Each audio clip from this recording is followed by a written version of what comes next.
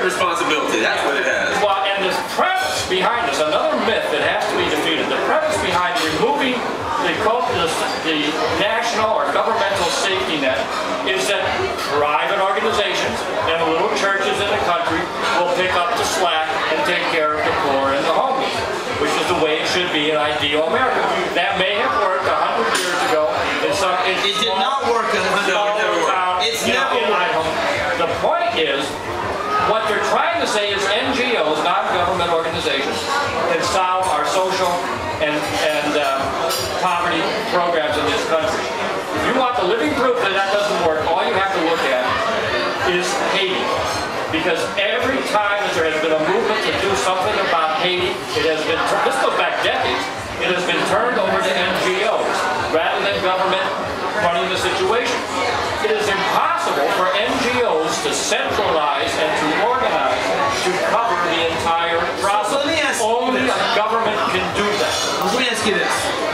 If it's true, Garland, as Terry says, that only a government can truly take care of the poor in a country, and I think that's true. I think the church and other groups can do limited things, some good things, but they just can't do enough, and they never have in any culture, in any country on earth.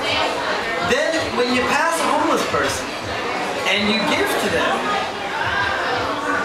are you therefore salving your conscience by not supporting the soup kitchen, the homeless shelter, the government policy that can affect the homeless? In other words, one of the things that they always say and then there are patriotic billionaires, people like Warren Buffett and others say, well, you know, Terry, people like Terry, patriotic billionaire. I don't know that he's a millionaire or patriotic, but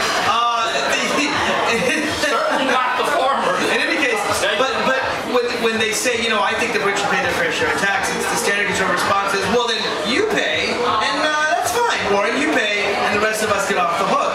So one of my concerns is that sometimes people say, well, I give charity to my church. You know, I give a buck to a homeless person. We don't need a nationwide policy to deal with the homeless, to deal with poverty. And I just don't know if you feel that there's somehow any tension between individual helping and systemic helping. Good question. That's a good question, and that brings to mind something that I'm glad you brought that up, because there was something I wanted to talk about anyway, and that was excuses. People often, you'll hear people say things like this, well, I'm not going to give that guy some money, he'll just spend it on alcohol or this or that. I believe that many times people make excuses for why they won't help, or why they won't give, or why they won't do things, because they don't want to do it. They don't want to give up a couple bucks. So it's a lot, you want to feel, you don't want to face the music, you know, you don't want to face the reality. I don't want to give up $5.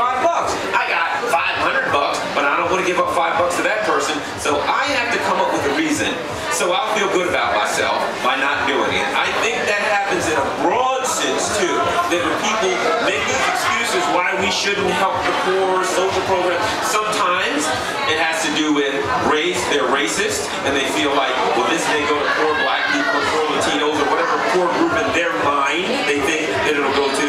Sometimes it's because they're just selfish, and they don't want to give anything to anyone else, so they want to hold on to everything they can. I think there's a myriad of reasons, but very frequently, just like the individual can come up with a reason why they shouldn't help people, simply so they'll feel good about themselves, I think we do that as a society so at times to come up with reasons not to help those who need help.